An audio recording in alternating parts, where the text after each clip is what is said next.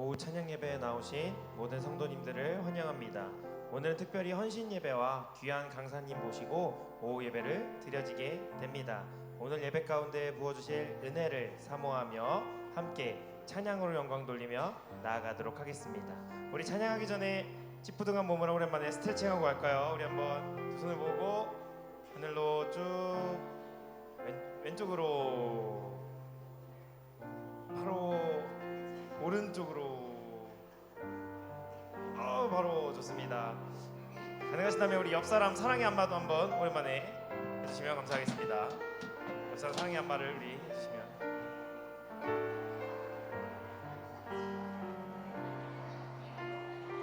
귀한 강사님 오십니다. 저도 수업을 들어봤던 교수님이신데요, 좋은 강사님 말씀 기대하면서 함께 찬양으로 영광 돌리고 은혜 받는 예배 시간 되길 소망합니다. 아유 좋습니다. 제가 기도하겠습니다. 사랑이 많으신 하나님, 우리를 오후 예배 자리 가운데로 불러주심에 감사드립니다. 찬양으로 하나님께 영광 돌리며 말씀 듣고 은혜 받아 기도함으로 교제함으로 하나님에게 집중하며 간절하게 예배드리는 시간 되게 하여 주시옵소서. 헌신 예배를 위해 기도하고 준비하는 종들이 있습니다. 이 수고의 헌신 받아주셔서 하나님께 올리는 귀한 감사의 표현 헌신이 되게 하여 주시옵소서. 우리의 예배를 받아주실 줄 믿사오며 예수님의 이름으로 기도하옵나이다. 아멘. 마음이 상한 자를 고치시는 주님, 하늘의 아버지 날 주관하소서. 주의 길로 인도하사 자유케 하소서. 새 일을 행하사 부케. 우리 처음부터 고백하겠습니다. 마음이 상한 자를 상한 자를 고치시는 주님, 하늘의 아버지 날 주관하소서. 주의 길로 인도하사 자유케 하소서. 새 일을 행하사 부케 하소서. 그의 줄이고 목이 마르니 성령의 기름 부으소서. 그의 줄이고 목이 마르니 내 잔을 채워. 우리 처음부터 고백하며 나아가겠습니다. 마음이 상한 자를 우리의 마음을 고치시는 주님이십니다. 하늘의 아버지, 하늘의 아버지 날 주관하소서. 주의 길로 인도하사 자유케 하소서. 새 일을 행하사 부케 의에 줄이고 줄이고 목이 마르니 성령의 기름 부으소서. 의에 줄이고 목이 마르니 내 잔을 채워. 우리 2절 고백하겠습니다. 성령으로 채우사. 성령으로 채우사 주 보게 하소서. 주의 임재 속에 은혜 알게 하소서. 주 뜻대로 살아가리 세상 끝날까지. 나를 잊으시고 새날 열어주소서. 그의 줄이고 목이 마르니 성 성령의 기름 부소서. 의에 줄이고 목이 마르니 내 잔을. 우리 계속해서 고백하겠습니다. 의에 줄이고 의에 줄이고 목이 마르니 성령의 기름 부소서. 의에 줄이고 목이 마르니 내 잔을. 이렇게 마지막으로 고백하며 나아가겠습니다. 의에 줄이고 의에 줄이고 목이 마르니 성령의 기름 부소서. 의에 줄이고 목이 마르니 내 잔을 채워 주소서. 아멘. 지금 함께 박수 치면서 주님의 생명수를 간구하며 누게 되길 소망합니다. 목마른 내 영혼 주가 이미 허락한 그 귀한 생명수 주여 갈망합니다. 그 약속 따라서 힘써 간구하오니 오 주여 내 기도. 우리 처음부터 고백하겠습니다. 목마른 내 영혼 주가 이미 허락한 그 귀한 영생수 주여 갈망합니다. 그 약속 따라서 힘써 간구하오니 오 주여 내 기도 어서 들어주소서. 예수의 사랑 예수의 사랑 바다 물결같이 내게 임하니 영광의 물결에 온전히 쌓여서 내 영혼의 기쁨. 주 내게 약속한 은비 내려주시려 은혜의 저구름 건너편에 떠올라 그 귀한 징조가 내게 밝히 보이니 난 힘을 다하여 주께 간구합니다. 예수의 사랑 예수의 사랑 바다 물결같이 내게 임하니 영광의 물결에 온전히 쌓여서 내 영혼의 기쁨. 은혜의 소낙비 우리 가운데 흡족히 내릴 줄 압니다. 구원의 금강물 흘러차고 넘쳐서 내 주한 모든 죄 모두 씻어버리니 나 지금 은혜를 충만하게 받았네.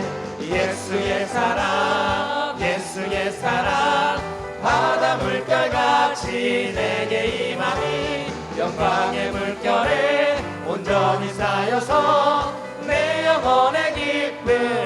차고 넘치는 차고 넘치는 주의 은혜의 물결 힘차게 밀려와 내게 만족합니다. 오 할렐루야로 주를 찬송하오니 내 맘의 기쁨이 항상 충만하니 예수의 사랑 예수의 사랑 예수의 사랑 바다 물결같이 내게 임하니 영광의 물결에 온전히 쌓여서 내 영혼의 기쁨. 우리 후렴 한번 더 고백하겠습니다. 예수의 사랑 예수의 사랑 바다 물결같이 내게 임하니 영광의 물결에 온전히 쌓여서 내 영혼의 기쁨. 기도하자 우리 마음 아파요. 기도하자 우리 마음 아파요. 기도하자 우리 마음 아파요. 할렐루야 할렐루야 아멘 할렐루야 아멘. 기도하자 우리 마음 아파요. 찬송하며 나아가겠습니다. 찬송하자 우리 모두 주님께 찬송하자 우리 모두 주님께 할렐루야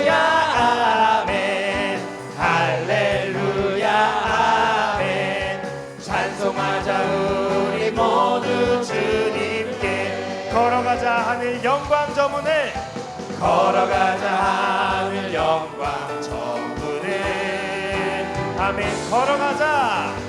걸어가자 하늘 영광 저문에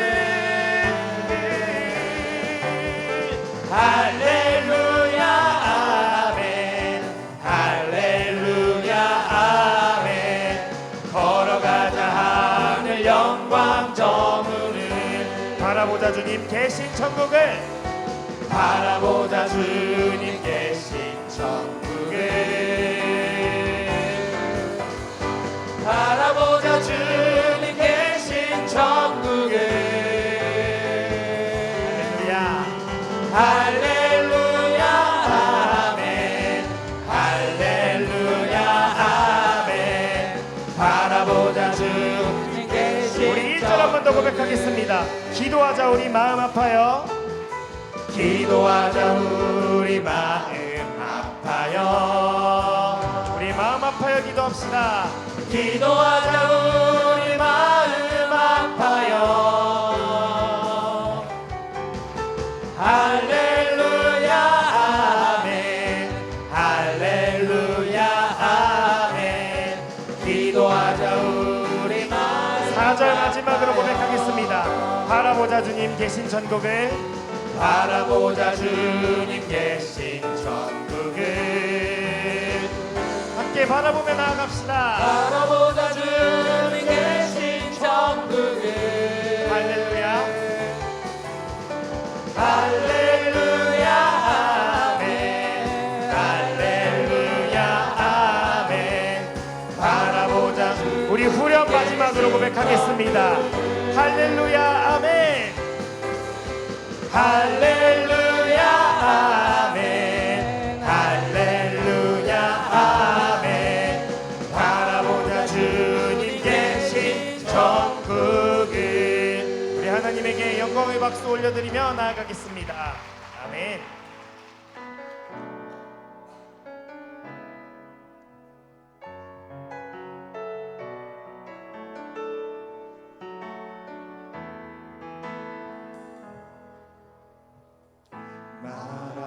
마라나타 주 예수여 어서 오시옵소서 땅의 모든 끝 모든 족속 주를 찬송하게 하소서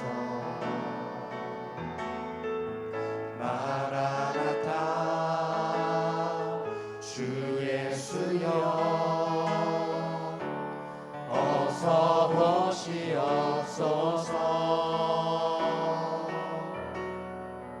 모든 영광이 주께 돌아와 춤추며 경배하게 하소서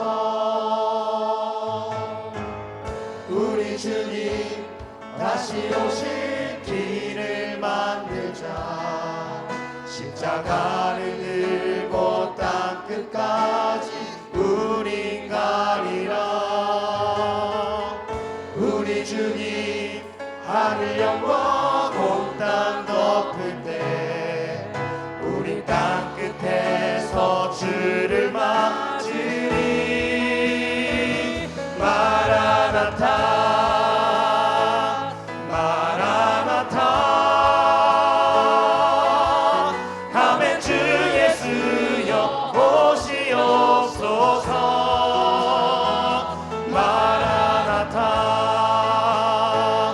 마라나타 아멘 주 예수여 오시옵소서 우리 처음부터 고백하며 나아가겠습니다. 마라나타 주 예수여 마라나타 주 예수여 어서 오시옵소서 땅의 모든 끝 모든 족속 주를 찬송하게 하소서 마라나타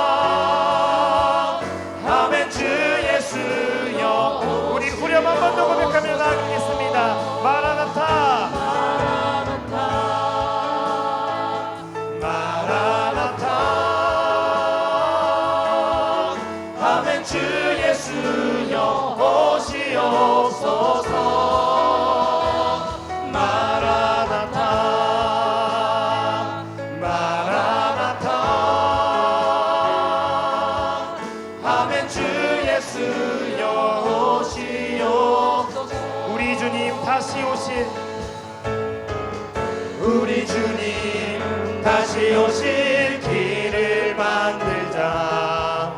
십자가를 들고 땅 끝까지 우리 가리라. 우리 주님 하늘 영광 온 땅 덮을 때 우리 땅 끝에서 주를 맞으리. 마라나타 마라나타 아멘. 주 예수여 오시옵소서. 마라나타 마라나타 아멘. 주 이제 함께 마지막으로 고백하며 나아가겠습니다. 마라나타 주 예수여. 마라나타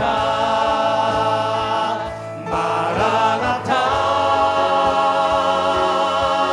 아멘. 주 예수여 오시옵소서. 마라나타 마라나타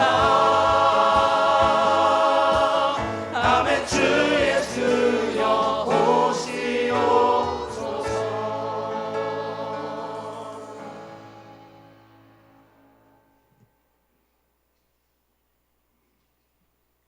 다 같이 주악에 맞춰 7, 8 여전도의 헌신 예배를 드립니다.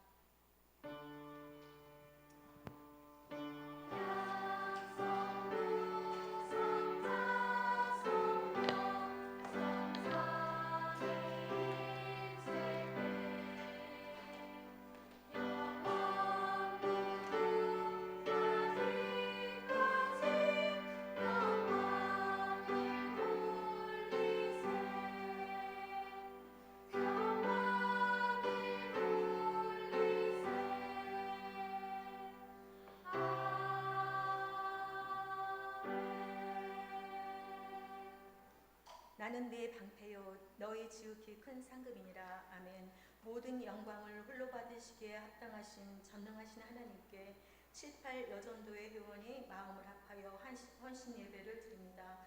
우리의 예배를 받아 주시옵소서. 신실한 믿음을 주셔서 하나님의 거룩한 뜻 깨닫는 시간 되도록 인도하여 주시옵소서. 예수 그리스도 이름으로 기도드리옵나이다. 아멘. 다 같이 찬송가 450장 보시겠습니다. 453장.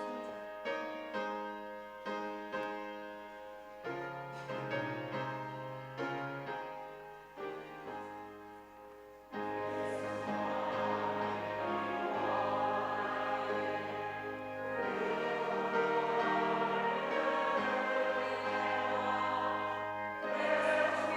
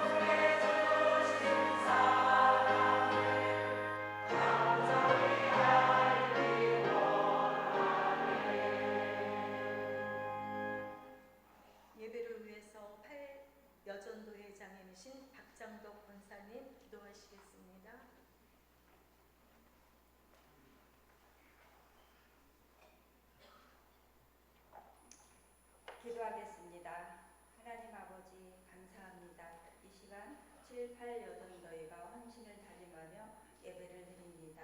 마음과 뜻과 정성을 다해 신령과 진정으로 예배드릴 수 있도록 인도해 주시옵소서. 너희 몸을 하나님이 기뻐하시는 거룩한 산 제사로 드리라.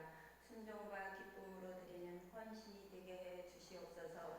주님, 내가 지극히 작은 자 하나에게 한 것이 곧 내게 한 것이라. 우리의 섬김과 기도가 주님의 마음을 시원케 하고 늘 겸손과 온유로 주의 일을 감당하며 선을 행할 때 축복의 통로가 되는 7, 8 여전도회가 될 수 있도록 인도해 주시옵소서. 주님, 삶의 자리에서 가정과 교회, 세상을 향해 기도로 헌신해온 성도들의 손길 위에 주님의 이루와 풍성한 은혜로 채워 주시옵소서. 내가 여호와의 집에 살면서 여호와의 아름다움을 보게 하시고 삶의 주인이신 예수님의 이름으로 기도드립니다.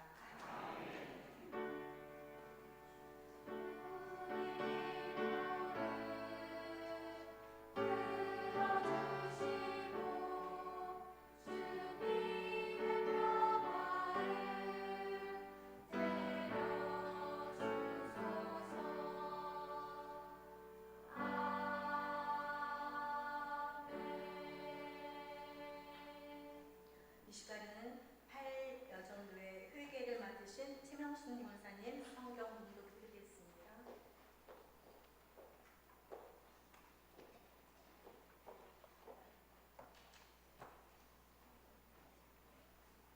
다 함께 보실 말씀은 베드로전서와 창세기 말씀입니다. 먼저 베드로전서 3장 1절에서 5절 말씀을 봉독하겠습니다. 아내들아, 다 같이 함께 해주세요. 아내들아, 이와 같이 자기 남편에게 순종하라. 이는 혹 말씀을 순종하지 않는 자라도 말로 말미암지 않고 그 아내의 행실로 말미암아 구원을 받게 하시도다. 너의 두려워하며 정결한 행실을 보이라. 너의 단장은 머리를 꾸미고 금을 차고 아름다운 옷을 입는 예고를 하지 말고 오직 마음에 숨은 사랑을 온영하고 안전한 신령이 썩지 아니할 것으로 하라. 이는 하나님 앞에 값진 것입니다. 전에 하나님께 소망을 두었던 거룩한 그녀들도 이와 같이 자기 남편에게 순종함으로 자기를 단장하였나니. 아멘. 창세기로 오는 겁니다. 창세기 12장 11절부터 19장 말씀입니다. 함께 공독하겠습니다. 그가 이르되 가까이 이르렀을 때에 그의 아내 사라에게 말하되 내가 알기에 그들은 아름다운 여인이라. 애굽 사람이 그들을 볼 때에 이르기를 이는 그의 아내라 하여 나는 죽이고 그들은 살리니 원하건대 그들은 나의 눈이라 하라. 그러면 내가 그대로 말미암아 안전하고 내 목숨이 그대로 말미암아 보존되리라 하리라. 아브라함이 애굽에 이르렀을 때에 애굽 사람들이 그 여인이 심히 아름다움을 보았고 바로의 보관들도 그를 보고 바로 앞에서 칭찬함으로 그 여인을 바로의 궁으로 이끌어 들인지라. 이에 바로가 그로 말미암아 아브라함을 회개함으로 아브라함이 양과 소와 노비와 암승아리와 낙타를 얻었더라. 여호와께서 아브라함의 아내 사레에게로 바로와 그 집에 큰 재앙을 내리신지라.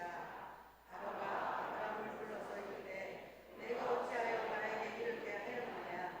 내가 어찌하여 그를 내 아내라고 내게 말하지 아니하였느냐.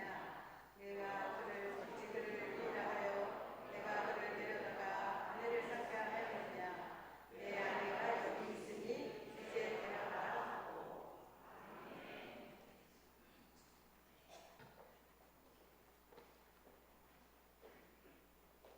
이 시간은 샬롬 성가대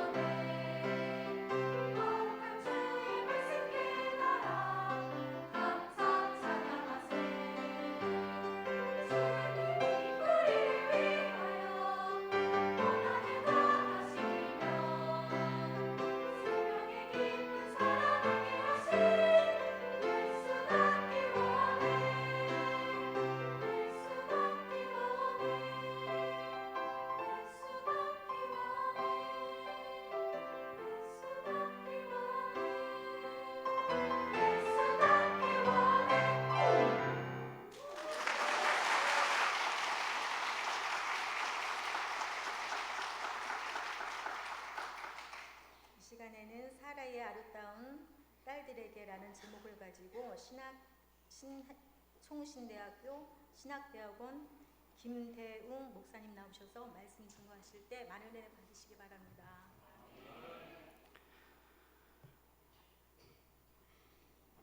감사합니다. 잠시 기도드리겠습니다. 하나님 아버지, 주님께서 사랑하시는 이 수봉산 교회 주님의 자녀들이 함께 예배하오니 아버지께서 주의 딸들에게 또 아들들에게 그 심령에 말씀해 주시기를 원합니다. 주님의 아들 그리스도께서 부당한 고통을 당하며 말없이 참고 하나님 앞에 아름답게 그 소명을 감당하셨던 것처럼 오늘 이 헌신 예배에 참여하는 주의 자녀들도 하나님께 아름답기를 소원합니다. 주의 성령이시여 우리 각 사람에게 지혜와 총명을 주셔서 주님을 다시 만나기 위해 살아가는 이 나그네와 같은 삶에서 하나님께 우리 자신을 아름답게 하는 지혜를 베풀어 주옵소서. 우리 구주 예수 그리스도의 이름으로 기도드립니다. 아멘. 저는 우리 대한예수교 장로회 교회들이 속한 목회자가 될 학생들을 주로 만나고 가르치는 김대웅 목사라고 합니다. 오늘 이렇게 주일 오후 예배, 찬양 예배에 수봉산 교회 성도 여러분들을 만나니까 너무 좋습니다. 이렇게 누님들이 많이 계신지 몰랐어요. 그리고 또 우리 형님들도 계시고 아마 오늘 7, 8 여전도회 회원들께는 아마 이제 손주라고도 볼 수 있는 우리 청소년부 학생들도 같이 이렇게 찬양을 하는데 다 같이 아멘으로 화답해 주시고 이 오후 예배는 그렇게 많은 성도들이 참여하지 않는 줄 알았는데 저의 착각이었습니다. 수봉산 교회는 하나님의 이 가족이 누리는 기쁨이 충만해서 너무 좋습니다.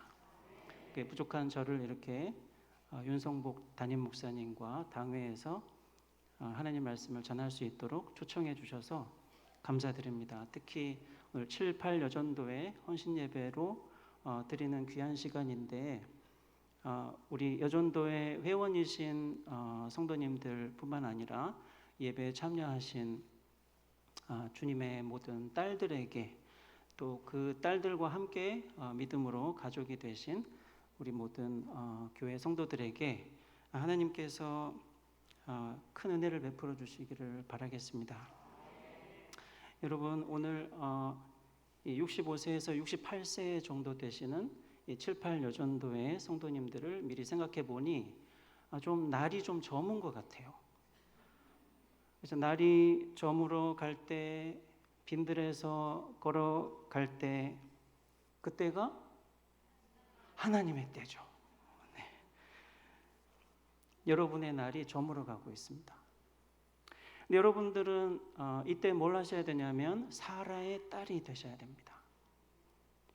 근데 오늘 베드로가 1절에서 이 아내들에게 뭐라고 권면하냐면 자기 남편에게 순종해라.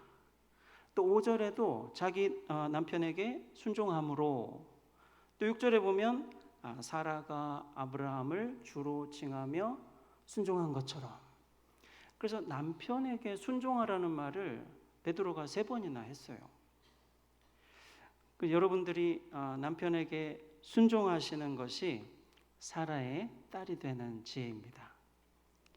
여기 참석하신 7, 8 여전도의 아니신 다른 아내분들도 오늘 5절에 보면 하나님께 소망을 둔 거룩한 부녀들에게 이 남편이 있는 여성들에게 이 권면을 주고 있습니다. 사라의 딸이 되라고 하고 있습니다.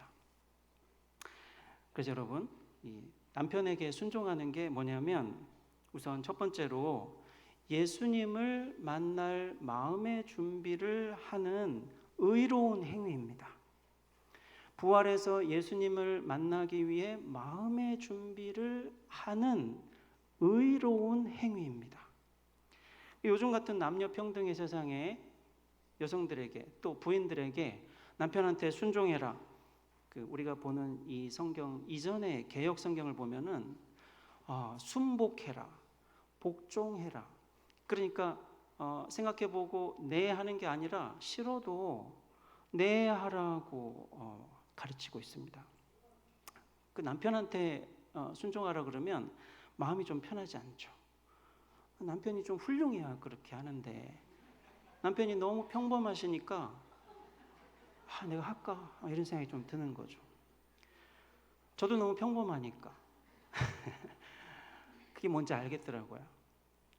그래서 이렇게 명령하는 이유가 뭐냐면은 베드로도 알죠. 이 말을 들으면 좀 부인들이 불편할 수 있겠다. 그래서 이유를 얘기해 주는데 남편이 아내의 행실을 통해서 예수님에게 하나님에게 얻어지기 위해서다. 하나님이 내 남편을 자기 걸로 되찾기 위해서라고 아내들이 순종해야 될 이유를 밝히고 있습니다. 그 남편이 믿음이 약할 수 있죠. 그래서 주일날 가자 그래가지고 그냥 거의 억지로 교회 왔는데 예배 끝나고 집에 갔더니 목사님은 자기나 잘하지. 이렇게 말을 하면은 은혜가 싹 없어지는 것 같잖아요. 그러니까 예수님을 만날 마음의 준비로 의로운 행위를 하라는 것은 이제 예를 들어서 좀 말씀에 순종하지 않는 남편들이 이제 내가 계속 결혼 생활하며 지내는 동안에 이렇게 좀 같이 신앙생활을 하기가 힘들 수 있는 거죠. 예수님을 만나면 어떻게 되냐면 내 남편을 예수님이 내가 남편에게 했던 순종 덕분에 자기의 양으로 찾게 되는 겁니다. 그래서 이 아내들한테 베드로가 2절에 보면 남편들이 자기는 가기 싫은데 자꾸 교회 가자고 하고 말씀에 순종하라고 하는 아내를 무슨 생각을 하고서 보냐면은 두려워하고 정결한 행위를 이렇게 보려고 한답니다. 남편들이 자기 아내한테는 내 아내가 말씀대로 잘 하나 이렇게 보고 있답니다. 근데 그 두려워하며 정결한 행실이라고 하는 게 내 남편에게 싫어도 복종하는 일이 되는 거죠. 그게 남편이 보기에는 아이고 내가 말하는 대로 하니까 잘하네 싶은 게 아니라 나한테 왜 하라는 대로 하지라고 하면서 내 아내가 나한테 하는 복종을 보면서 내 아내가 예수님한테 뭘 잘하려고 하나 보다는 생각이 든단 말이죠. 그래서 아내들이 남편한테 순종하는 이유는 말씀에 순종하지 않는 남편들이 예수님에게 되찾아지기 위해서, 우리 오늘 읽은 말씀에 보면 구원을 받기 위해서 그렇게 하는데 이 구원이라는 게 예수 안 믿는 사람을 구원한다는 뜻이 아니거든요.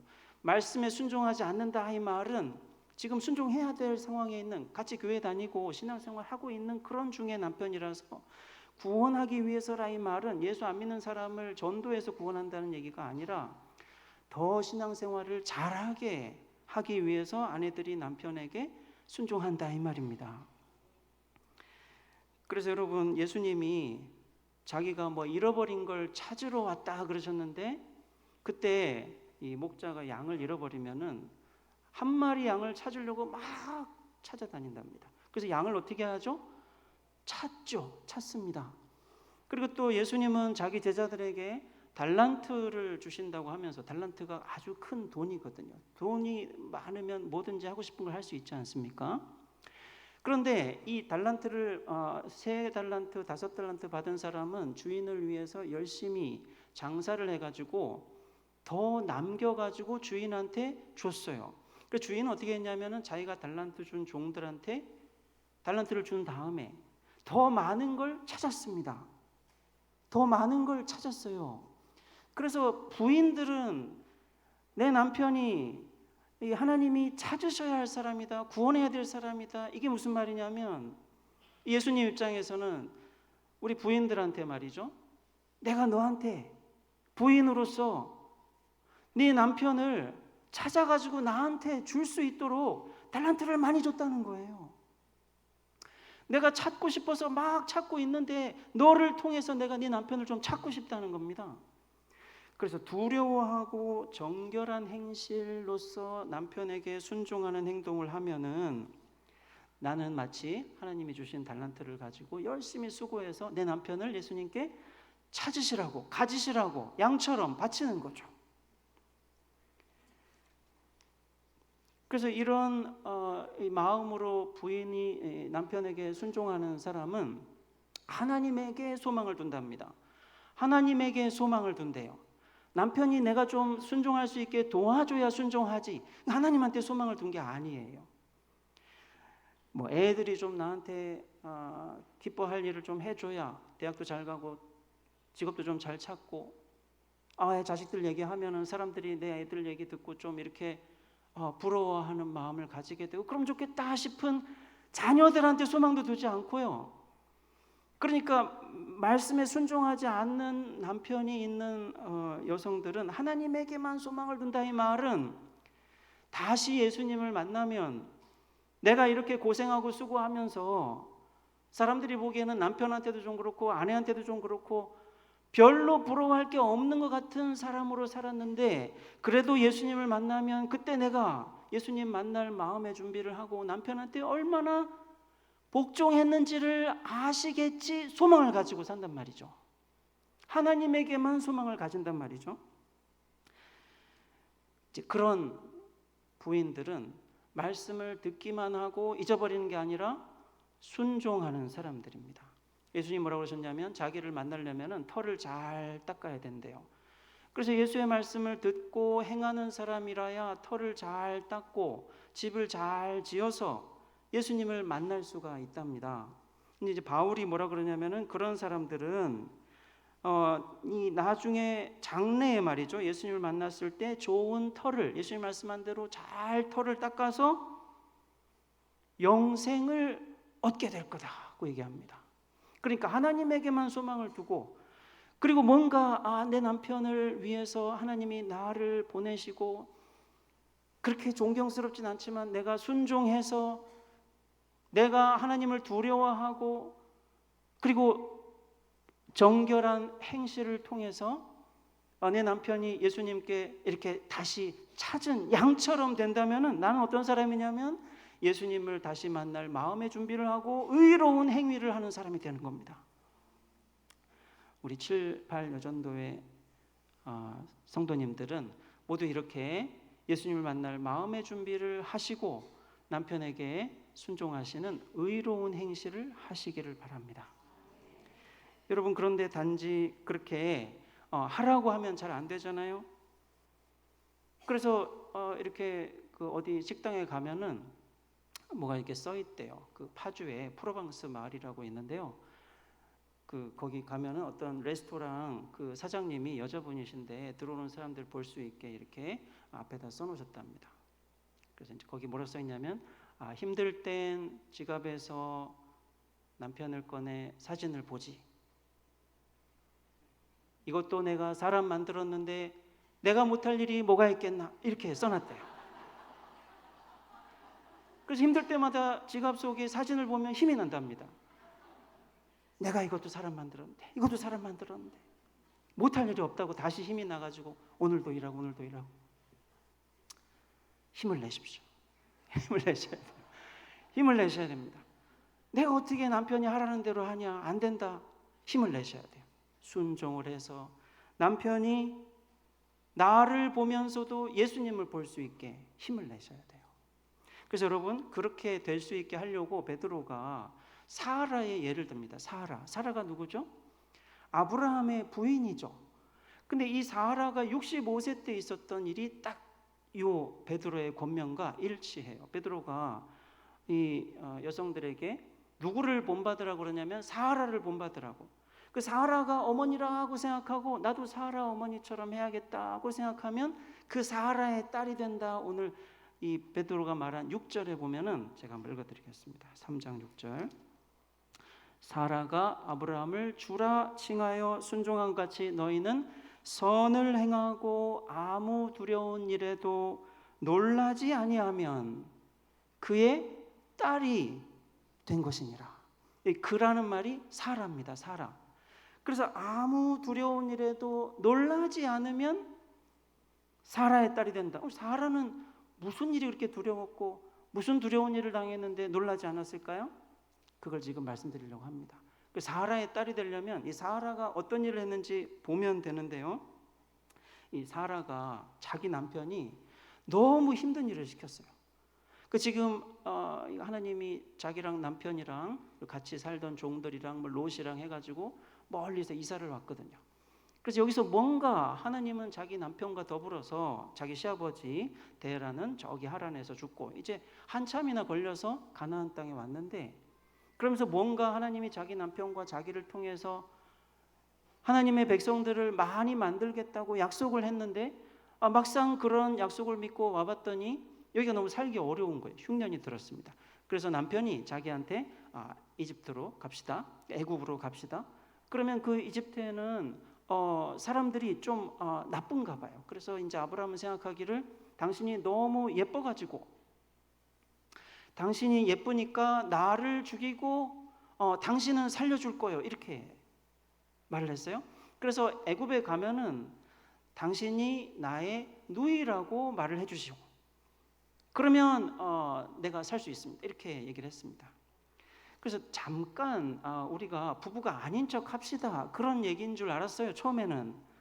근데 이제 좀 시간이 지나봤더니 그게 아닌 거예요.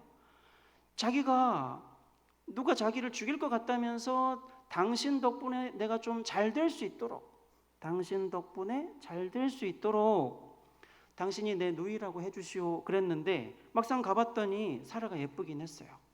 그래서 사라가 이때 65세였거든요 65세 여성이 미스 애굽이 될 수 있는가?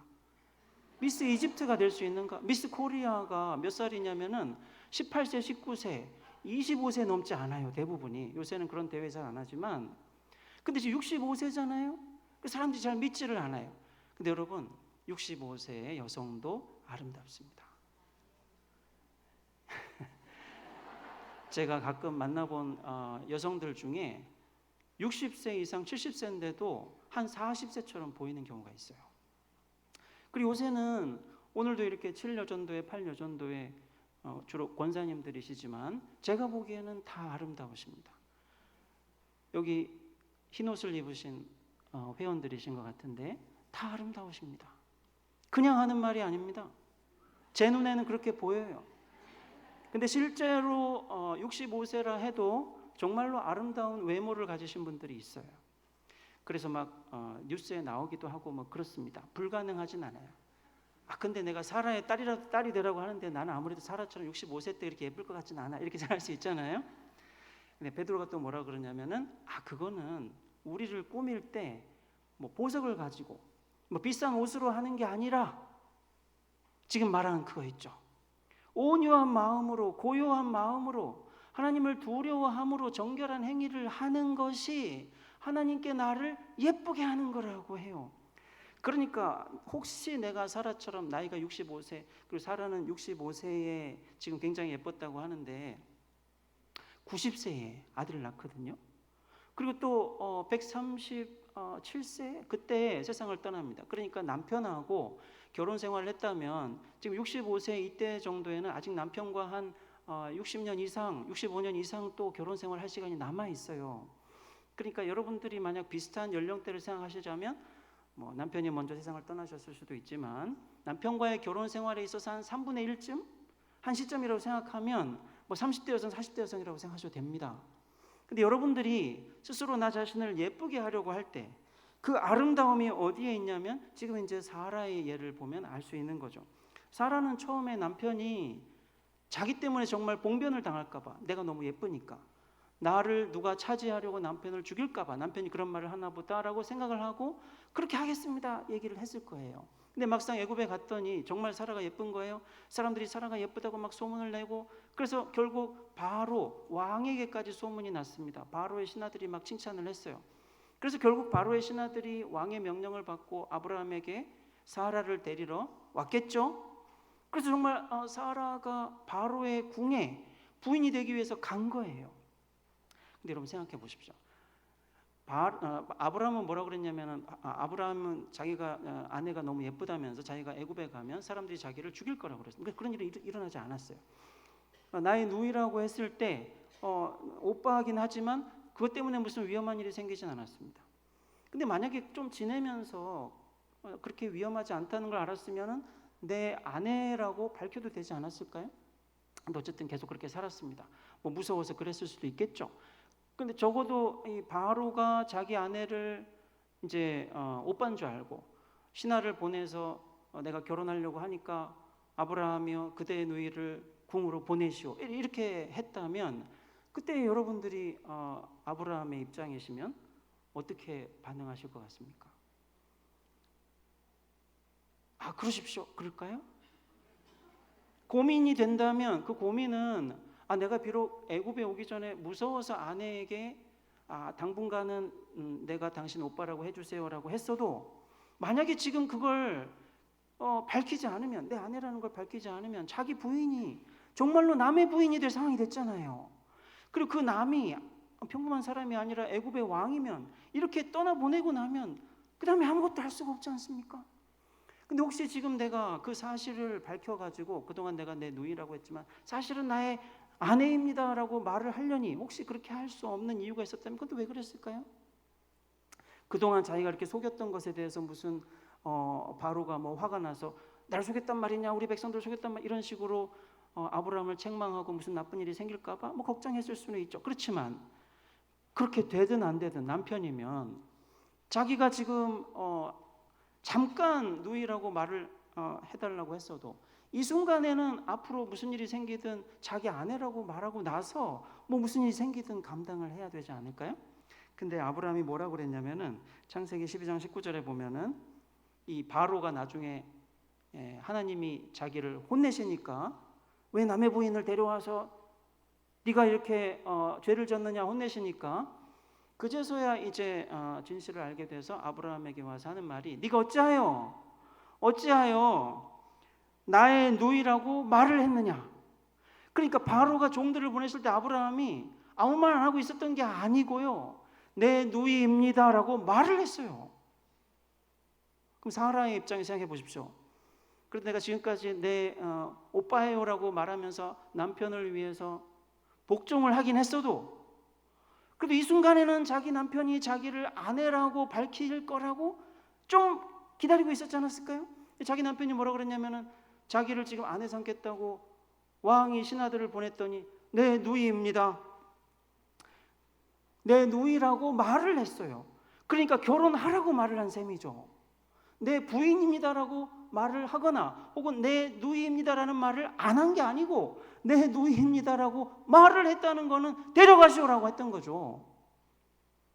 아브라함이 그렇게 말했을 때 사라는 아무 말을 하지 않았습니다.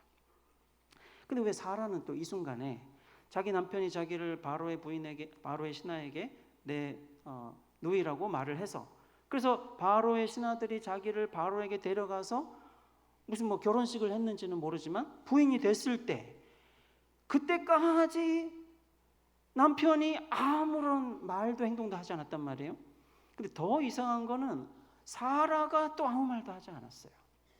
사라 자신은 사실을 밝힐 수 있잖아요. 저 사람이 내 남편이에요, 내 오빠가 아니에요, 이러이러해서 제가 그냥 잠깐 남편하고 의논하고 거짓말을 했던 거예요, 뭐 이렇게 말을 할 수 있잖아요. 근데 사라는 아무 말을 하지 않았습니다. 자기 남편이 진실을 말하기를 기다렸던 것 같아요. 근데 자기가 바로의 궁으로 가는 그 결정적 시간에도 자기는 내 동생이라고 남편이 말을 해버린 겁니다. 근데 이 16절에 보면은 이 아브라함이 자기 동생을 바로에게 시집을 보낸 다음에 그러니까 부인인데 시집을 보낸 다음에 16절에 뭐라 그러냐면은 그러자면 이제 바로 입장에선 아브라함이 제부가 됐어요. 제부를 그녀 때문에 이 자기가 새로 결혼한 부인 때문에 잘해줬다 그럽니다. 그러니까 이제 아브라함은 왜 그렇게 조용히 말없이 있었을까 이유를 생각해 보면은 어쩔 줄 모르고 막 당황해서 내 동생이요라고 했는지 아니면 정말로 데려갔으면 좋겠다라고 해서 내 동생이라고 했는지는 모르겠지만 그 다음에 생긴 일이 갑자기 유명해지고 갑자기 부자가 되고 갑자기 신분이 높아진 거예요. 저 사람이 자기 동생이 엄청 예쁘대 막 유명해졌습니다. 근데 바로가 우리 왕이 자기 제부를 삼았대. 왕족이 된 거죠. 그리고 뭐 양과 뭐 소와 뭐 남자 여자 종들과 그 나귀 뭐 낙타 이런 거를 어마어마하게 해줬어요. 그래서 처음에는 이렇게까지 부자가 아니었는데 이 일이 있고 나서 이제 다시 가나안으로 갔을 때는 처음에 가졌던 재산보다 너무 많아져가지고 이 롯의 재산하고 자기 재산이 너무 많아서 함께 살 수 없을 정도로 재산이 갑자기 늘어납니다. 그래서 아브라함은 왜 자기 부인이 바로의 궁으로 간 다음에도 아무 말도 하지 않고 계속 그렇게 시간이 갔을까? 그래서 하나님이 더 이상 보고만 있을 수 없어서 바로를 혼내키고 그래서 사라를 아브라함이 아무 말도 안 했는데도 다시 아브라함의 부인이 되도록 돌려보낼 수밖에 없었던 그 아브라함이 아무 말 안 한 침묵의 이유가 뭔가? 아브라함은 그동안 유명해지고 싶었거든요. 그래서 자식이 없이 오래 살았다는 거는 요즘 우리가 불임 가정에서 부부들이 겪는 그런 좀 심리적인 위축감, 좀 삶이 좀 쓸쓸할 수도 있고 자녀들이 많아서 행복한 가정을 보면 좀 뭔가 좀 부족한 느낌이 들 수도 있죠. 하지만 그런 정도의 일이 아니었습니다. 아브라함에게 사라에게 지금 75세, 65세가 될 때까지 자기 고향에 사는 동안 자녀가 없었다는 것은 뭔가 태어나면서부터 신들이 불행하게 살도록 저주를 내렸다고 사람들이 생각했어요. 그러니까 내가 결혼하고 자녀가 없는 거는 그냥 내가 결혼해서 자녀들을 키우며 좀 행복한 가정을 꾸리지 못하는 좀 그런 쓸쓸한 인생을 산다고 사람들이 생각하는 게 아니라 되게 나쁜 사람들이라는 평판을 받았던 겁니다. 얼마나 나쁜 사람들이면 저 사람들에게는 자녀도 주지 않고 죽은 다음에도 저 사람들의 뭔가 미래가 행복할 수 있도록 하기 위해서는 꼭 필요한 자녀를 신들이 주지 않을까? 그러니까 이 갈대아 우르 지역의 아브라함 고향 사람들은 아브라함이랑 계속 사는 동안 아브라함은 정말 나쁜 사람이고 그래서 저렇게 불행하다고 생각하면서 굉장히 나쁜 사람이라고 생각했습니다. 근데 이제 이렇게 와서 아브라함이 갑자기 사람들이 부러워하는 사람이 된 거예요. 이게 너무 좋은 거죠. 그리고 또 그렇게 하는데 뭔가 지금 꺼림직하긴 하지만 자기가 불행했던 이유가 아이를 못 낳는 아내 때문이었거든요. 그래서 아내한테 뭐라 그랬냐면은 그때 아내를 자기 부인이지만 내 누이라고 말해달라고 할 때 부탁한 게 당신 때문에 내가 잘 되도록 이 말을 2번이나 합니다. 당신 때문에 내가 잘 되도록 내 누이라고 말해주시오. 근데 이 말이 사라 입장에서는 비수처럼 찌르는 말이에요. 나 때문에 남편이 계속 잘 못 됐었거든요.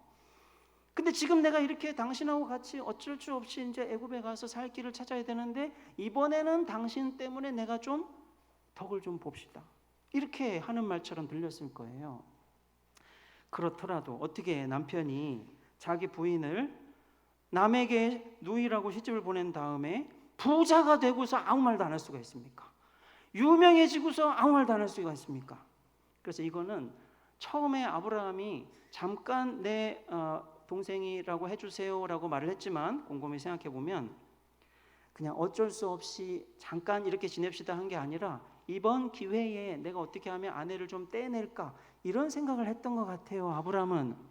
그렇지 않았으면은 아니 어떻게 자기 부인을 동생이라고 말한 일 때문에 정신없이 우발적으로 그렇게 됐다 하더라도 그렇게 많은 돈과 종을 받고 신분이 높아지고 나서 아무 말 없이 있을 수가 있습니까?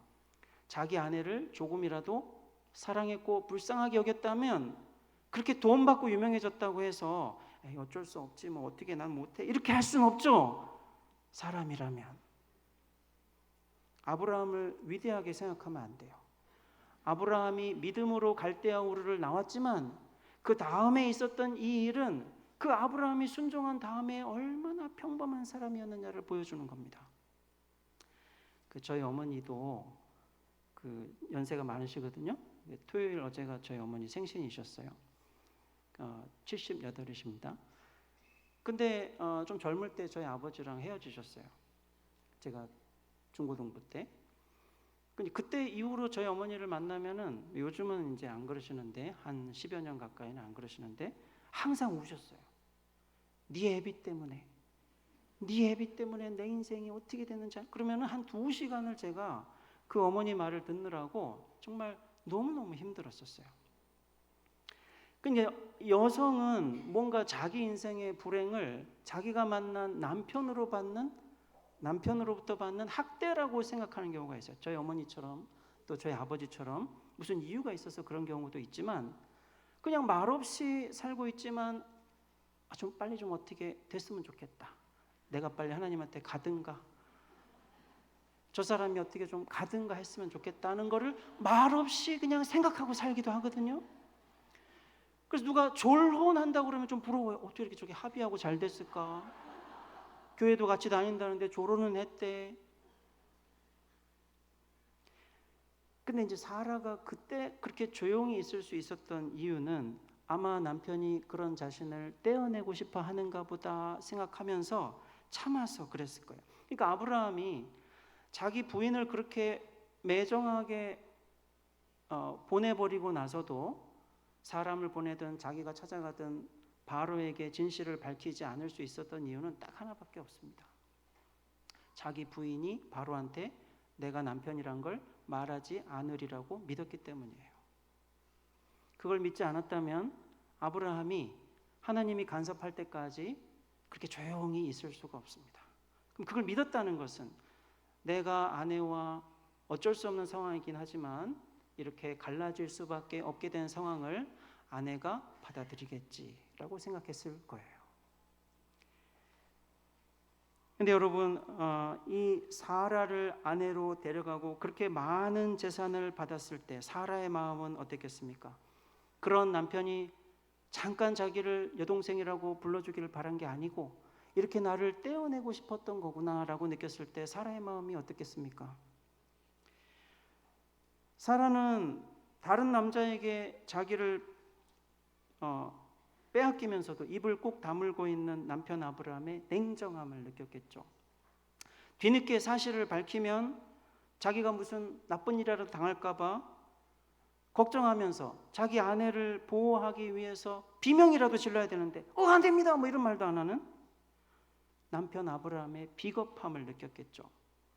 아내가 외간 남자에게 끌려가서 이제 결혼했다고 생각하고 첫날 밤을 지낼 수도 있는데 그런 봉변의 위기에 빠졌지만 아내를 보호하려다가 자기가 잘못될까 봐 아무것도 하지 않고 가만히 있는 남편 아브라함의 잔혹함을 느꼈겠죠.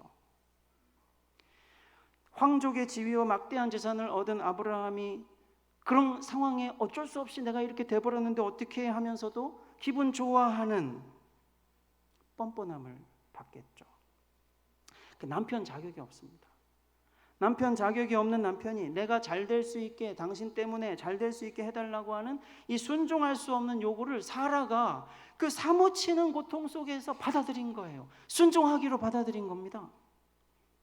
나를 버렸는데 나한테 지금 그 말도 안 되는 나쁜 일을 한 남편이 나에게 요구한 내 동생으로 살아주시오, 바로의 부인으로 앞으로 사시오라는 요구를 받아들이기로 한 거예요. 이런 사라를 가리켜서 베드로가 6절에 선을 행하면서, 그러니까 남편에게 잘해주면서 어떠한 두려운 일에도 놀라지 아니했다. 두려운 일에도 얼마나 두려웠겠습니까? 얼마나 무서웠겠습니까?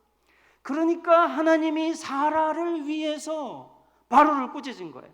아브라함을 위해서가 아닙니다. 사라 때문에, 사라를 위해서 하나님이 나서는 겁니다. 이 모든 일을 하나님이 보고 있었고 사라의 마음을 들여다보신 거죠. 아브라함이 곤란한 거, 아브라함이 어쩔 수 없는 거, 아브라함이 변명할 수 있는 것들을 상관하지 않고 지금 사라가 너무 힘들구나, 내 딸이 너무 힘들구나 하면서 아버지가 나서주신 겁니다. 엄청난 배신감과 상처 때문에 수렁에 빠졌던 사라가 왜 이때 그렇게 아무 말 없이 순종했겠어요? 좀 미안하니까 그랬을 수 있습니다. 나 때문에 남편이, 사람들이 얼마나 나쁜 사람인가 손가락질 했겠지, 나 때문이야, 내가 애를 못 낳아서 그래, 그러면서 뭔가 받아들이고 싶었긴 했을 거예요. 그렇지만 얼마나 그런 자신의 처지가 수치스러웠고 그런 남편이 야속했을 것이고 그런 자신은 아무 말 없이 남편에게 순종하려고 할 때 자존감이 무너지고 이 쓸모없는 인생아 하면서 말이죠. 얼마나 눈앞이 아득했겠습니까? 얼마나 남몰래 울었겠습니까? 내가 우는 걸 보고 바로가 또 물어볼까 봐. 그런데 이것을 4절에서 베드로는 하나님 앞에 값진 것이라, 하나님 앞에 너무나 고귀한 것이라. 그래서 온유하고 안정한 영혼에 썩지 아니할 것으로 사라의 딸들은 단장하라, 자기를 아름답게 꾸미라. 왜냐하면 하나님이 보시기에 그런 여자들의 모습이, 그런 부인들의 모습이 너무 아름답게 자기를 꾸미고 있다고 합니다. 그래서 여러분, 여기 사라의 딸들이 계신가요? 남편하고 살면서 억울한 일들이 많으셨죠. 뭐 남들한테는 얘기를 안 해서 모를 수도 있습니다. 자식들도 자라는 동안 이런저런 거 봤겠지만 내 마음처럼 알지는 못할 수도 있어요. 저희 어머님이 계속 녹음기 튼 것처럼 다 아는데도 그냥 계속 얘기하시는 게 그런 마음 때문에 그런 거거든요. 근데 여러분, 남편에게서는 그렇게 학대를 당했는데 사라는 어떻게 했냐면 아무 두려운 일에도 놀라지 않았습니다. 그래서 이 창세기를 보면 하나님은 이 사라와 아브라함을 통해서 세상을 구원할 계획이 있으셨어요. 그래서 우리는 이렇게 보잘것없는 한 남편으로서의 아브라함하고 생각해보면 참 이상하기까지 하다 싶은 부인으로서 사라의 얘기를 이 성경에서 언제 보냐면 하나님이 이런 남편하고 이런 아내를 부르시더니 앞으로 내가 아브라함아 너를 통해서 많은 민족들을 구원할 생각이다. 사라야 너를 통해서 많은 왕들이 태어나게 할 계획이 있다. 그러니까 이 사라는 적어도 지금 65세 때 자기 남편과 이 잊지 못할 쓰라린 인생의 항로를 지날 때 뭘 생각했었냐면은 적어도 내 인생에 하나님이 가진 계획이 있는데 이건 남편이 나한테 뭘 해주겠다는 것도 아니었고 남편이 지금 나를 버리기는 했었지만 하나님이 나를 얼마나 소중하다고 하셨는가. 아니 아들이 아무도 없는데 나한테 하나님이 너를 통해서 많은 민족들의 왕들이 태어나게 하겠다. 사라가 이 말을 듣게 되거든요. 그러니까 하나님이 나를 소중히 여긴다는 마음을 가지고 지금 남편에게서 겪는 이 서러움을 견디기로 한 거예요. 자 여러분, 사라의 딸들이신 우리 7여전도회 8여전도회 성도 여러분, 그리고 이 자리에 계신 부인 여러분, 두려워하며 정결한 행위, 온유하고 고요한 영혼, 여러분들을 바로 이 아름다운 것으로 단장하시기 바랍니다. 단장을 하셔야 됩니다. 여러분 지금 제가 이렇게 봤더니 여러분들은 다 좀 품위 있게 옷도 입고 뭐 그냥 이렇게 비싼 핸드백이나 무슨 뭐 명품 브랜드 옷이나 이런 건 모르겠습니다. 입으신 분도 계실지 모르지만 그렇게 눈에 띄지는 않아요. 눈에 띄지는 않지만 그래도 뭔가 품위가 있고 뭔가 그래도 교회 올 때 이렇게 머리도 좀 만지시고 옷도 좀 깨끗하게 입고 단장을 하셨잖아요. 남들은 몰라도 립스틱도 좀 하시고 그러셨잖아요. 기초 화장도 좀 하고 살짝 바르고 그러셨잖아요. 하나님한테도 화장을 해야 됩니다. 하나님도 보시고 아름답게 보셔야 되는데 베드로가 뭐라 그러냐면 단장, 화장을 해라 그래요. 여러분 알고 계셨습니까? 근데 남자들은 보통 이렇게 화장하고 그러지 않거든요. 근데 이제 사라의 딸들은 그렇게 남편에게 슬픈 일도 있었고 애를 못 낳아가지고 남들 손가락질 받으며 참고 사는 긴 세월이 있었지만 하나님이 사랑하는 딸아 내가 너를 통해서 많은 민족들에게서 왕이 태어나게 할 건데 기다려라, 희망을 가져라 하고 하나님을 생각하면서 살았던 사라는 어떤 사람이냐면 자기를 하나님한테 예쁘게 보인 단장을 한 사람이랍니다. 조금 전에 이 온유하고 이 고요한 마음, 이것으로 자기를 단장했대요.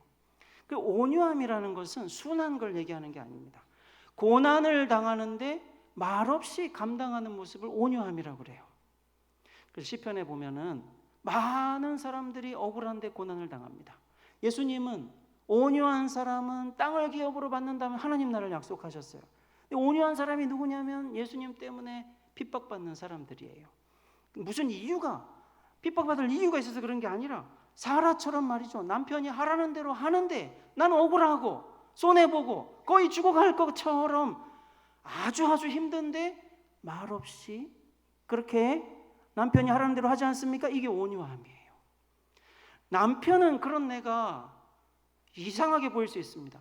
그래서 하나님을 두려워하고 정결한 행위를 이렇게 보면서 어이구 하나님한테 애쓰네 라고 생각할 수 있어요. 근데 하나님은 어떠시냐면 하나님은 너무 화장을 예쁘게 한 신부로 보십니다. 그래서 여러분, 이 자기를 단장해야 될 사람들은 예수님을 만나기 위해서 의로운 행실을 해야 할 사람인데, 우리 아내 되신 분들은 남편에게 순종하는 이 행동이 예수님을 만나서 보여드릴 그 의로운 행위, 나를 아름답게 단장하는 일이 됩니다. 그래서 여러분, 두려워하면서 정결한 행실, 남편에게 순종하는 것, 온유하면서 조용히 내 영혼으로 나를 아름답게 하나님께 꾸미는 것, 이것이 예수님을 만나면 마지막 최후의 심판 보좌 앞에서 예수님이 보시게 될 우리 사라의 딸들의 의로운 행실이 됩니다. 남편이 그런 일을 시켰어요. 그래도 나는 예수님을 생각하면서 순종을 했습니다. 그러면 그것은 예수님께서 나를 부활할 때 보시고서 그런 의로운 행실이 있구나라고 하실 그 나를 아름답게 꾸민 화장처럼 나를 예쁘게 보실 행동이 될 겁니다. 남편 때문에 아쉬워하고 괴로워하고 평생 살았는데 그 남편한테 복종하라고 하는 이유가 뭐냐? 하나님 아버지가 나를 아름다운 신부로 단장해서 예수님 앞에 세우시려고, 그래서 예수님과 영원히 해로하게 하시려고 이 남편을 만나게 하신 거예요. 남편한테 순종하는 의로운 행위로 나를 아름답게 하셔서 예수 앞에 세우시려고 남편을 만나게 하셨다는 겁니다. 여러분, 하나님께 반짝거리고 비싼 거, 그거는 좋은 명품이 아니에요. 비싼 보석이 아닙니다. 온유하고 고요한 영혼입니다.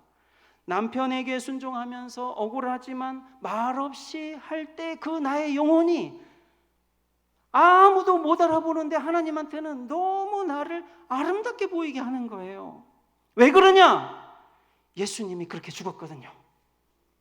예수님이 온유하게 죽었어요. 고난을 받는데도 누구를 저주하지 않으시고, 자기를 해치는데도 대항하지 않으시고, 도살장으로 끌려간 어린 양처럼 말없이 입을 열지 않고 죽으셨는데 그 예수님을 온유하게 죽었다고 합니다. 말없이 자기를 바쳤다고 합니다. 그래서 여러분, 그 예수님처럼 내가 말없이, 아까 사라가 그렇게 부당하게 남편에 의해서 학대를 당하는데도 말없이 그렇게 죽어가는 모습을 보였던 것은, 그것을 바라보는 하나님이 사라에게서, 그리고 비슷한 사라의 딸들 여러분에게서 십자가에서 죽으신 예수의 모습을 보시기 때문에, 아름답게 보시기 때문입니다. 예수처럼 아름다워진 여러분들을 보시기 때문에 여러분들이 결국에는 아무 흠도 없고 점도 없는 정결한 처녀로 예수님과 만나게 되실 거예요. 여러분, 제가 7년 전도에 8년 전도를 생각해 보니까 교회에서 참 수고를 많이 하셨던 것 같아요. 제가 중고등부 때는 주일학교에서 교사로 수고하셨던 선생님들이셨을 것 같고, 제가 20대 대학부 때는 객지에 나와서 공부를 하는데, 교회 가면 제일 좋은 게 그 점심시간에 말이죠, 제가 아무리 자취하면서 뭐 만들려고 해도 절대 만들 수 없었던 집에서 만든 그런 음식들을 정갈하게 준비해서 교회에 와서 이렇게 사랑으로 나눠주시던, 그 식사 준비해 주시던 우리 이 집사님들이셨던 것 같아요. 성가대도 많이 하시고, 교회 어려운 일들이 있을 때마다 전도회에서 여러 모임에서 앞장서 수고하시고 헌신하시던 그런 믿음의 딸들 아니십니까? 근데 남편들은 어떠세요? 그렇게 여러분들이 수고할 때 혹시 여러분들에게 뭔가 서운하고 아쉽고 뭔가 더 잘하고 싶지만 뭔가 어려워서, 주님 저는 왜 이렇게 어렵습니까? 주님 저는 왜 이렇게 힘듭니까? 남 모르게 기도하고 한숨 쉬신 적 있을 수 있죠. 여러분 이제는 이렇게 생각하십시오.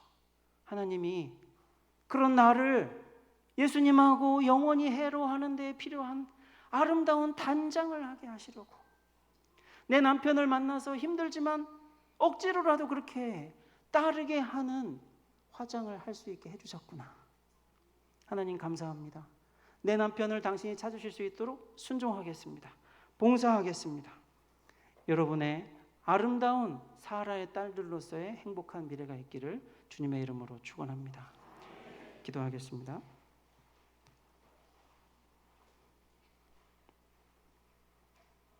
자비로우신 하나님, 우리가 알지 못하는 주님의 주권적인 섭리를 통해서 우리의 고난도 예수님을 만나 아름다운 신부가 되게 하는데 꼭 필요한 하나님의 은혜임을 깨닫습니다. 주님, 주님의 사랑하시는 자녀들, 주님께서 남편을 주시고 또한 아내를 주셔서 결혼하게 하신 이곳의 모든 주님의 백성들을 긍휼히 여겨 주시옵소서. 우리 주 예수께서 오시기를 간절히 사모하며 하루하루 주의 흠없고 점없고 정결한 신부가 되기 위해 살아가고 있사오니 어떠한 형편이든지 두려워하지 아니하고 하나님 앞에 자기를 단장하게 하시옵소서. 우리 구주 예수 그리스도의 이름으로 기도드립니다. 아멘. 귀한 말씀 감사합니다. 다 같이 찬송가 505장 부르시겠습니다.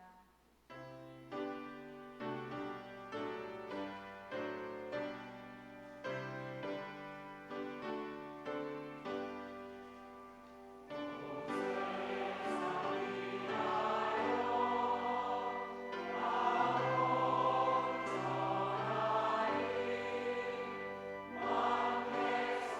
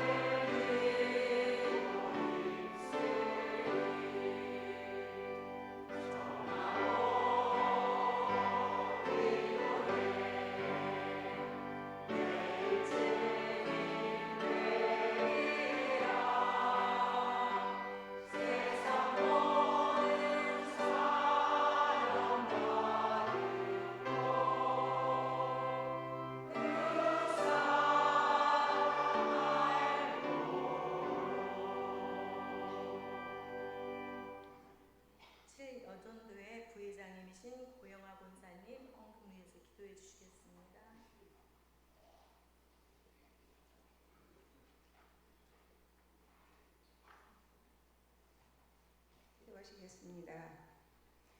하나님 아버지 은혜를 감사합니다. 사랑과 은혜가 풍성하셔서 늘 우리를 구해주시는 아버지 하나님, 오늘 거룩한 주일 복된 날을 허락하셔서 주의 전에서 종일토록 거하며 기쁨과 감사함으로 평안과 안식을 누리게 하시니 감사합니다. 특별히 이 시간에는 7, 8 여전도 회원들이 함께 모이고 마음을 같이하여 헌신 예배를 드립니다. 우리 7, 8 여전도회가 서로를 섬기며 마음을 다하고 힘을 다하여 사랑함으로 섬기며 믿음의 길을 나아갈 수 있도록 허락하여 주시옵소서. 또한 7, 8 여전도회가 사랑의 공동체가 되어서 교회와 이웃사랑에 예수님의 마음을 전하게 하시고 겸손과 섬김으로 나아가게 하여 주시옵소서. 이 시간 주님이 베풀어 주신 모든 은혜에 감사하며 이곳에 모인 모든 성도들이 정성을 다해 예물을 드립니다. 기뻐 받아주시고 교회와 또한 주님의 나라가 확장되는 일에 귀히 쓰임받게 하여 주시옵소서. 드리는 손길마다 주님의 사랑과 은혜가 충만하게 하시고 가정과 삶에 주님의 축복이 임하시기를 소원합니다. 이 예물이 주님의 영광을 위하여 사용될 때 우리 교회와 지역사회, 더 나아가 세계 모든 곳에 있는 선교지에 복음이 확장되는 역사가 일어나게 하여 주시고 예물을 드린 성도들의 마음과 생활의 모든 것도 하나님께 드려지는 시간이 되게 하여 주시옵소서. 모든 성도들의 가정과 일터에 하나님의 넘치는 은혜가 더하기를 소원하며 예수님의 이름으로 기도하옵나이다. 아멘.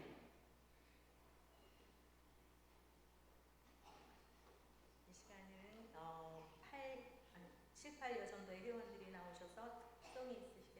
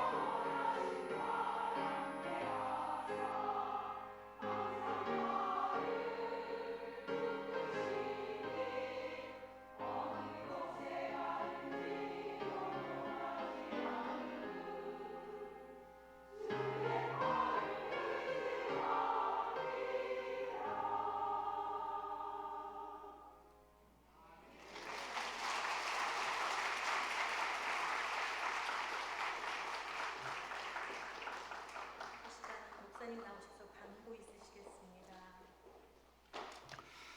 네, 우리 사라의 딸들 귀한 특송 감사드립니다.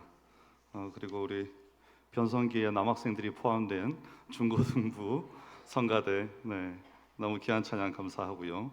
오늘 어떻게 졸지도 않고 졸지 못할 자리에 앉았어요. 그래서 졸지도 않고 예배를 처음부터 끝까지 너무 이쁘게 잘 드렸습니다. 여러분 혹시 느끼셨는지 모르겠는데 그 목사님께서 총신대학교 신학대학원 구약학 교수님이세요. 여러분은 오늘 구약의 이야기가 포함된 신약 본문을 어떻게 설교하는지 스탠다드를 보신 겁니다. 네, 어디 가서 이런 설교 못 들으세요. 네, 제가 장담컨대 못 듣습니다. 은혜로운 설교는 들으실 수도 있는데 말씀에 철저하게 입각해서 구약 성경으로 성경의 성경을 해석하게 하고 거기에 예수 그리스도에게까지 연결되는 이런 설교는 아무나 할 수 있는 설교는 아닙니다. 그래서 교수님 모셨는데 이렇게 오셔서 아까 잠시 얘기 나누는데 이 목자의 심정을 가지고 계시는 거예요. 성도들과 함께 무언가를 하고 싶어 하시는. 그래서 제가 너무 마음에 참 감동이 되고 너무 감사했습니다. 그래서 오늘 교수님이시지만 그런 목자의 심정으로 우리 사랑하는 여전도 회원들을 위해서 또 모든 성도들을 위해서 말씀을 전해 주신 줄 믿습니다. 네. 우리가 함께 아주 잠시만 기도하면 좋겠습니다. 우리 함께 기도하실 때 우리 7.8 여전도의 회원들의 가정과 그리고 그 삶과 또 영육 간에 강건하도록 주의 몸된 교회를 섬기는 모든 섬김들에 하나님께서 은혜 주시도록, 그리고 우리 목사님과 그 가정과 목사님의 교수 사역 위에 하나님께서 함께 하시도록 우리 시간에 주여 한번 부르짖고 함께 기도합니다.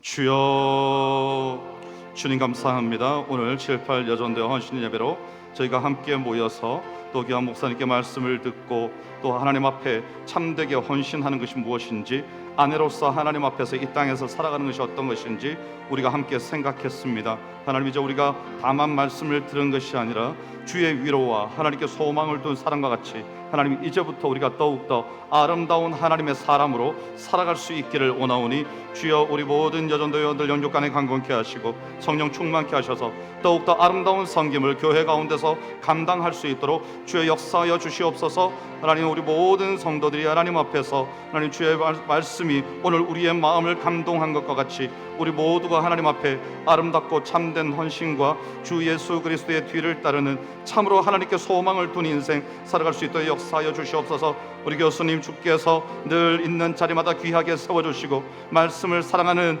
우리 학생들에게 또 전도사님들에게 목회자들에게 전하실 때 그 마음 가운데 하나님 사랑하는 학생들의 마음 가운데 주를 향한 헌신이 다시 한번 불붙게 하여 주시고 목회자의 열정이 불타오르게 하여 주시며 주의 말씀을 깨닫는 은혜가 그 교수 사역 가운데 있을 수 있도록 주께서 도와주시고 가정과 하나님 그 가정 가운데 그 삶 가운데 주께서 놀라운 축복과 은혜로 강건함으로 성령의 충만한 지혜로 늘 더하시고 함께 하여 주시옵소서.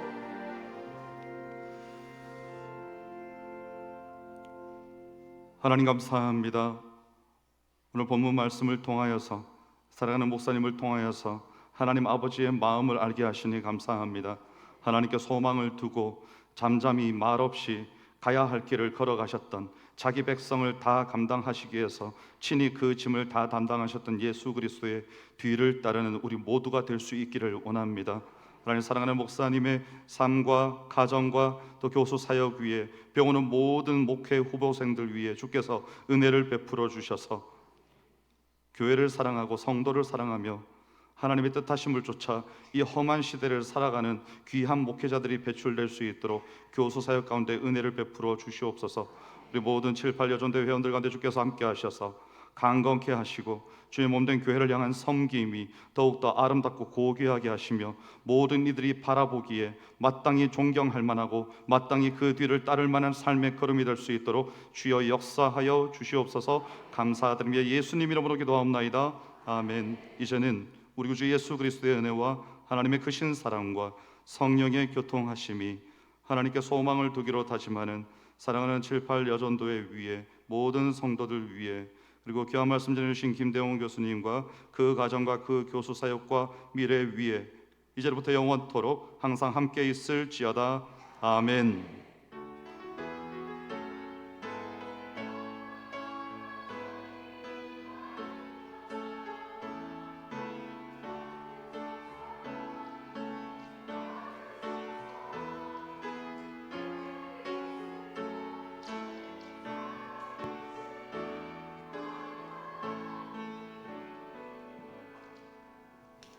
예배를 마쳤습니다. 모두 수고 많으셨습니다. 조심해서 귀가하시기 바랍니다.